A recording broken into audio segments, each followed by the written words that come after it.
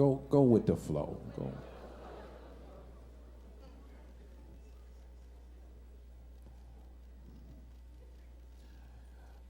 Ladies and gentlemen, in order for you to grasp what will be a series of messages,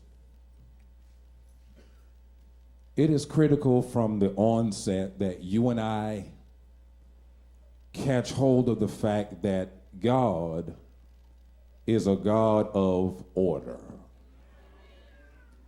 I believe that's worth repeating, and you'll hear it throughout the duration of this month and this year.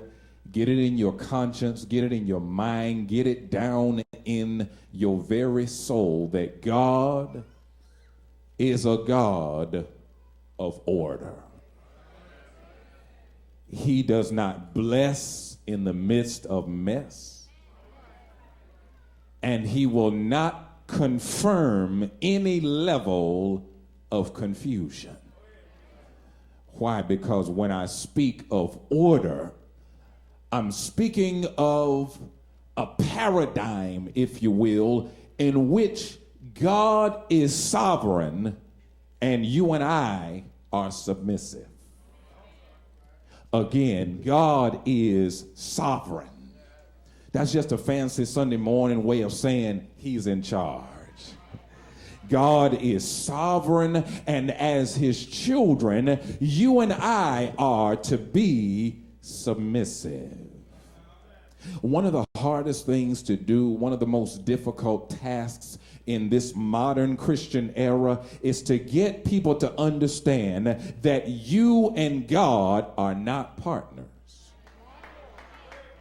I wish I had one or two more witnesses.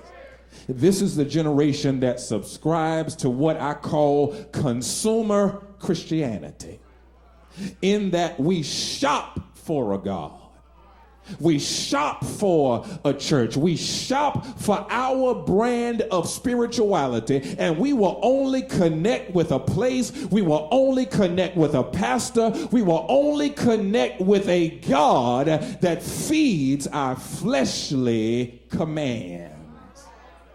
In other words, and I said this at the first service, if you can imagine yourself literally with a shopping cart going up and down the aisles of a grocery store, what many of us specialize in doing today is we fill our carts up with the things that suit us.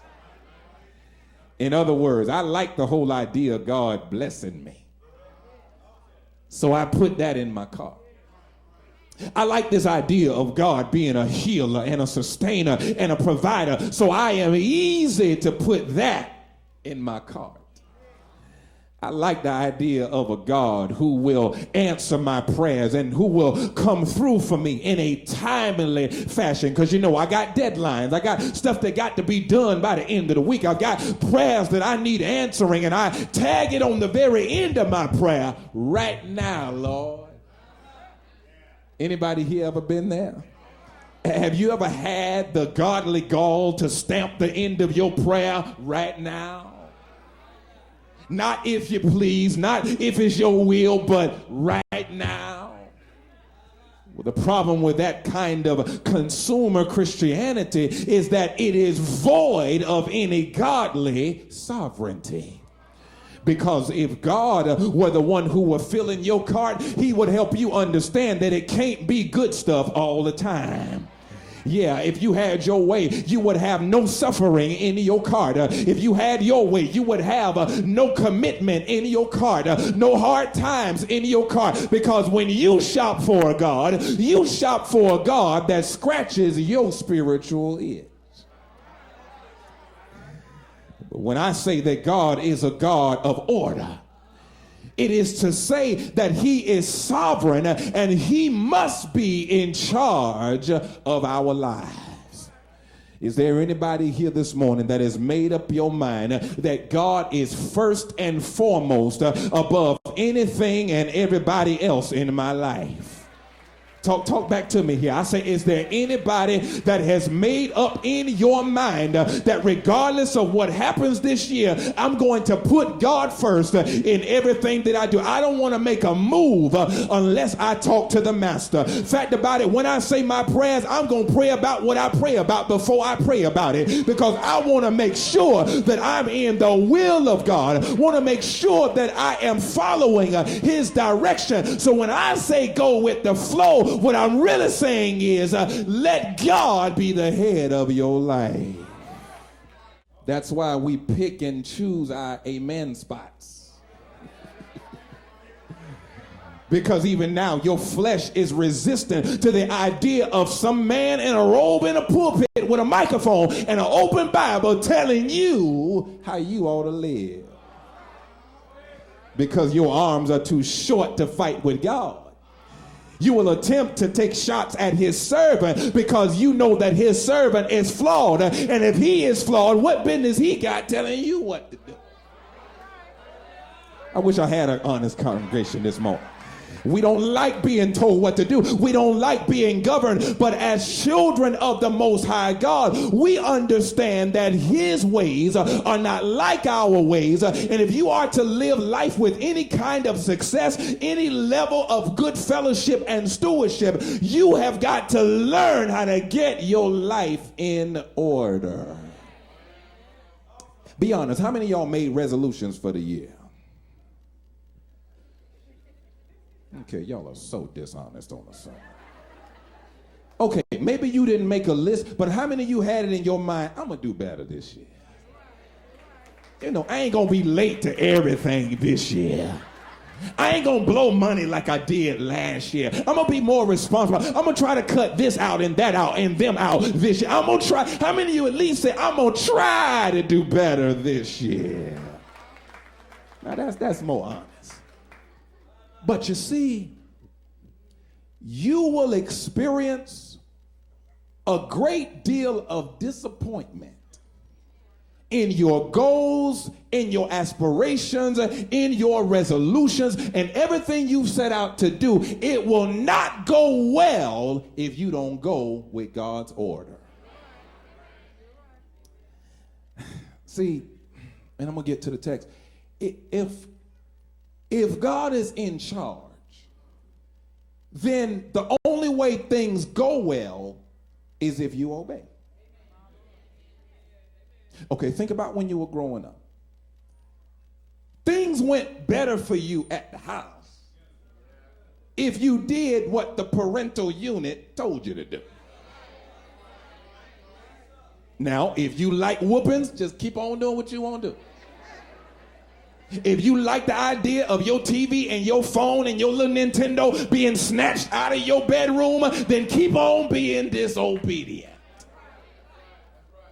Anybody know what I'm talking about? I mean, maybe I got the wrong crowd. Maybe y'all didn't have parents that loved you enough to discipline you, but there used to be a time where parents would take away things from their children, even in lieu of whooping them, because they knew where to get you.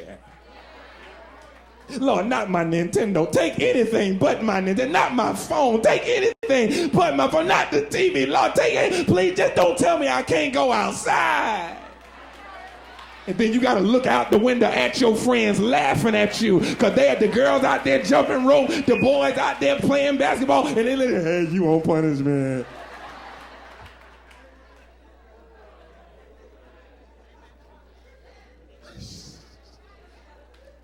And the reason is because you did not submit to the one who was over you. The Bible says that the steps of a good man, I got 12 minutes left, are ordered by the Lord. If you want to experience any level of success this year, you've got to submit yourself to the flow. It's on your program, it's on the wall, you're going to hear it for the rest of the year. Following leadership, obeying the word. The steps of a good man, listen, are charted out by the Lord. Did you know that God had your life planned before you got here? I wonder if you really believe that. Some of you think that you just wake up in some happenstantial existence, that you think everything just happens by coincidence, that stuff that just happens haphazardly. No, God said before you were formed in your mother's womb, I knew you, I ordained you, I have already planned out your progress, I've already charted out your lesson plan for life, but unless you submit to the order, you will not be successful. He didn't say anything about the destination. He talked about steps. See, you may have graduation on your mind, but you won't get there if you don't follow steps. You got marriage on your mind. You got love on your mind. But how is it that some of us skip steps? You can't go from how you doing to move in.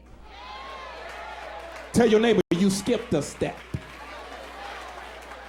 You can't go from you cute to here's some space in the closet.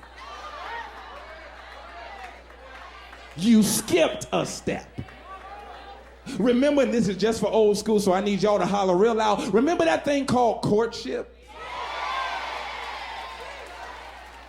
I'm talking about when you actually took the time to make your intentions known to a woman and you let her know up front the kind of person you look at. I ain't about no games. I understand I have dated some people in the past, but I'm serious now. I'm ready to do this thing for real now. And I just need to know what kind of woman you are because I'm on my way to being a great man. And I need to know that you're ready for this greatness. I don't look like nothing right now, but stick with me, baby, because I'm on my way somewhere. Whatever happened to courtship?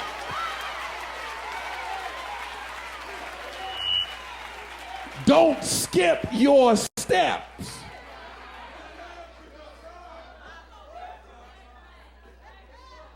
My God, sister, leave something to the imagination. Make him wait for something. Make him imagine something. Leave something to, because if he get everything up front,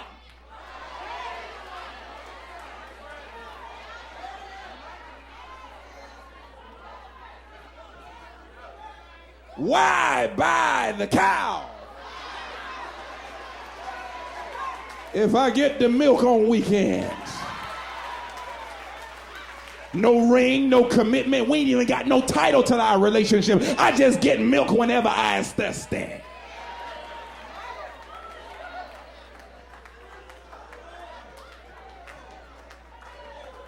See, y'all don't understand what I'm saying right now because this generation, I'm telling you, I was trying to explain it to somebody. I can't remember who it was, but somebody in an older generation, they could not understand. It was another pastor from another city. I'm trying to explain to him, this generation does not define their relationships. So like together don't even mean together no more. I don't even know what together means for this generation because together for some of these folk means that we do what we do when we do it. But understand, I'm going to do what I want to do over here. And you can't say nothing about it because even though we together, we really ain't together.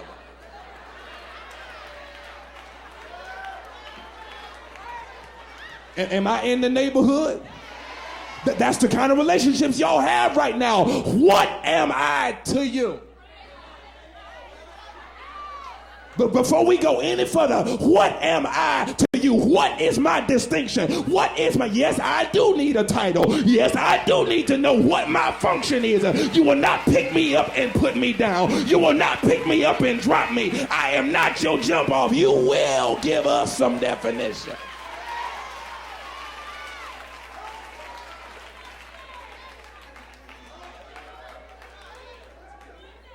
Ask the folk around you, what is you to them? What is you to them?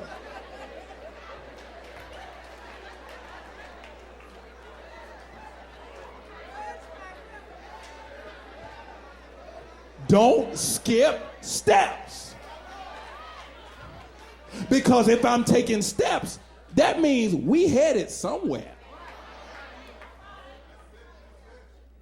Okay, we ain't quite ready to head down the aisle yet, but are we at least headed toward the church? Is this going somewhere? I mean, okay, we enjoy each other's time, but where is that leading? I'm trying to help you.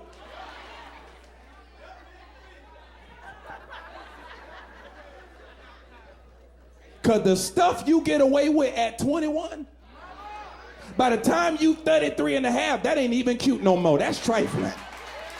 You still playing games. You 40 years old. I'm going to need you to grow up. You still out there trying to play the game, smelling like Old Spice, rolling up on somebody in a club. You don't get your old Social Security finna be getting in a few years. Hey, girl, what's going on here, girl? Go somewhere and get you a wife.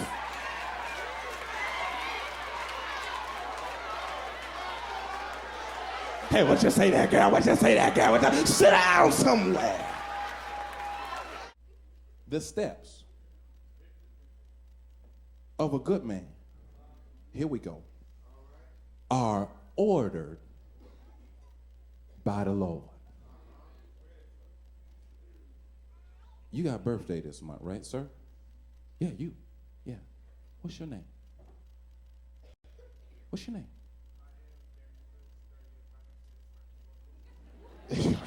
Yes, you are. My God, yes, you are. You know him? Vivica, you know him? You know this brother here sitting next to you, Vivica, you know him? You better get to know him. No, I'm not done with you, sir. I'm not done.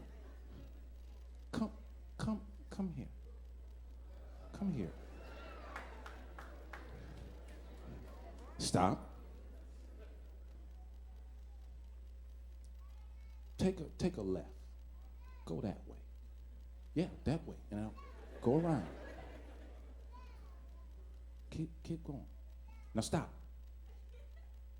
Go around the pole. Go around. Now go around the pole and go around. Y'all got to follow me. Keep going. Now go that way.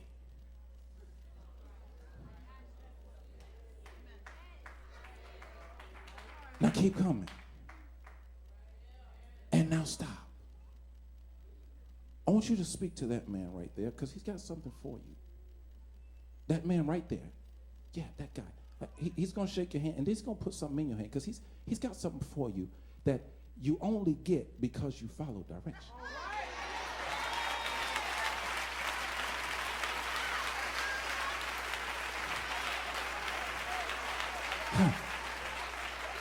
I'm not done with you. See, you feel pretty silly at first.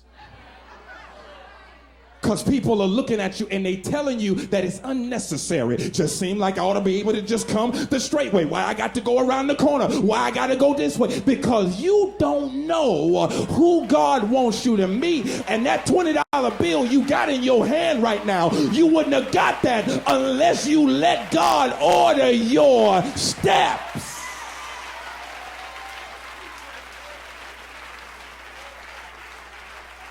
But I'm still not done with you. Make your way. Make your way. Keep coming. Keep coming. He said, oh, I'm coming now for real. I'm coming. Keep coming. Just keep going. Now I want you to go back the way you came. I want you to go back the way you came. You're pretty happy about that $20, aren't you?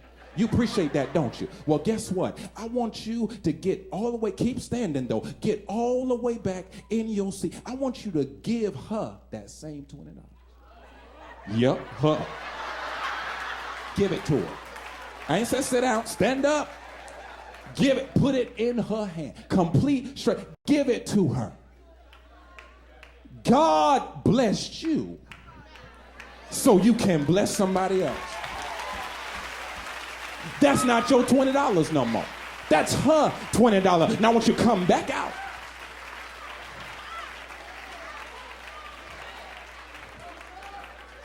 And because you were willing to give her your last, because you were willing to be obedient and give away what the Lord gave you. And you started out with 20. How about 100 for you? Happy birthday. And that is for you. Don't you give that to nobody else. You hold on to your blessing, but I ain't done with you. Come back here. Because I'm finna shut this church down. Come to me. No, you coming at me. I want you to come to me.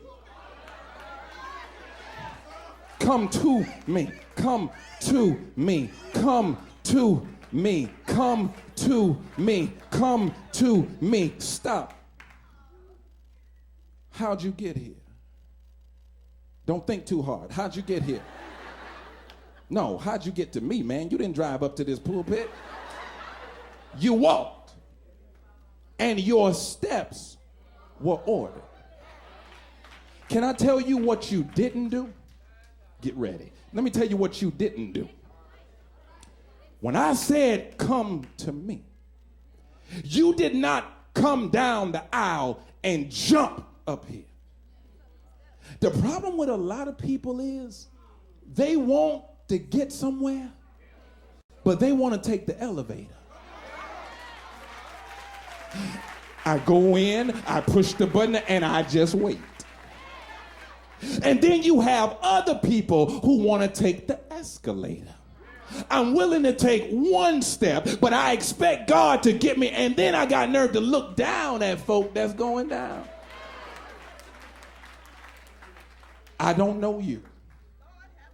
I don't claim to know you. But there's about 100 people in here who are just like you. When they ask you how you got where you are, your testimony is going to be, I took the stairs.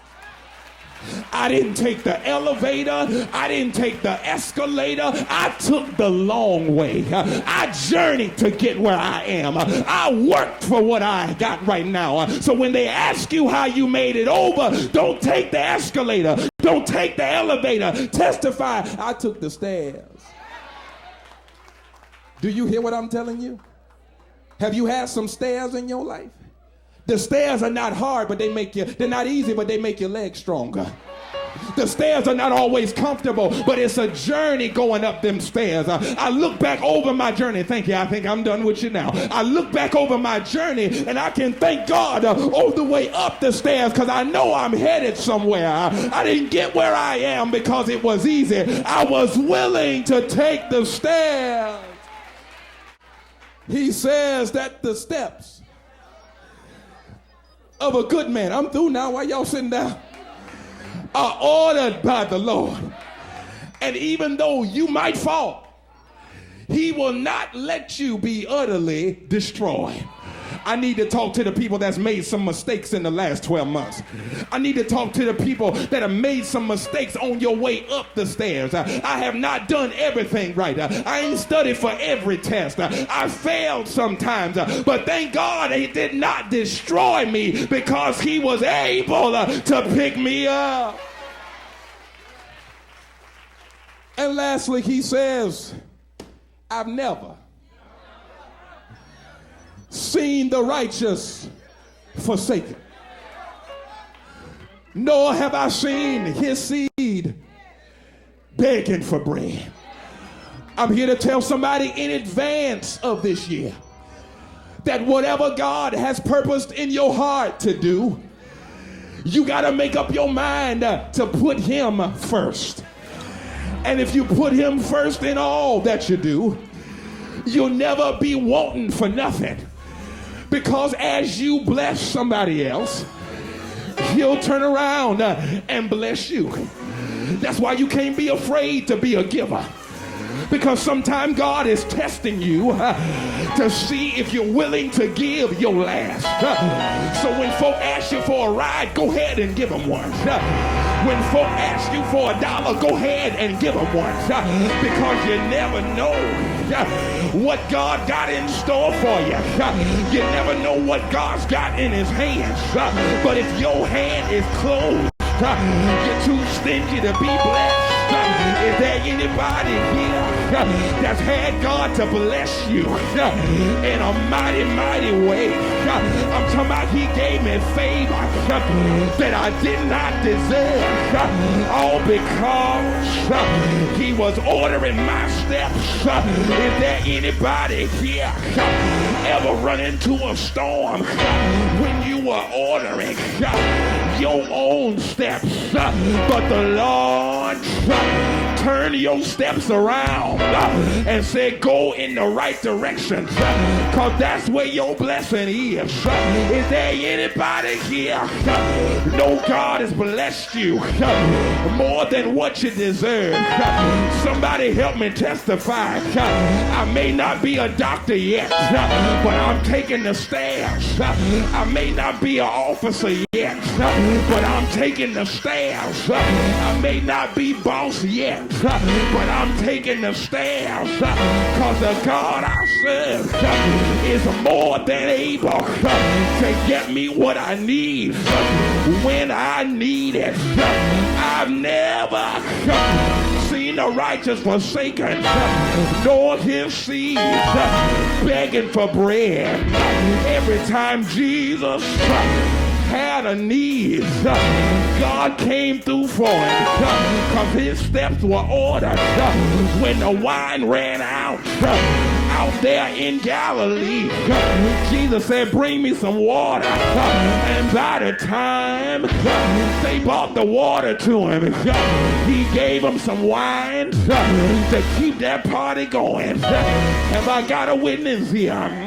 When the bread ran out there in the wilderness, Jesus said, give me what you have and see what I do with it. And every time they reached in the basket, they had more than they needed. Is there anybody here ever been short some months, but every time you reached in the basket, God gave you what you needed? I'm talking to some people that's gotta take the steps, because the road ain't easy for you. Tell your neighbor, keep on stepping. If it gets hard, keep on stepping.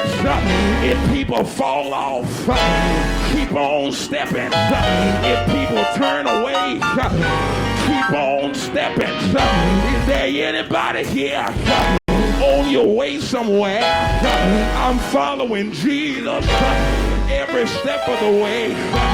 Well, I gotta check out of here now, but there's somebody here that's been following Jesus, and you've been wondering, why is the way so hard?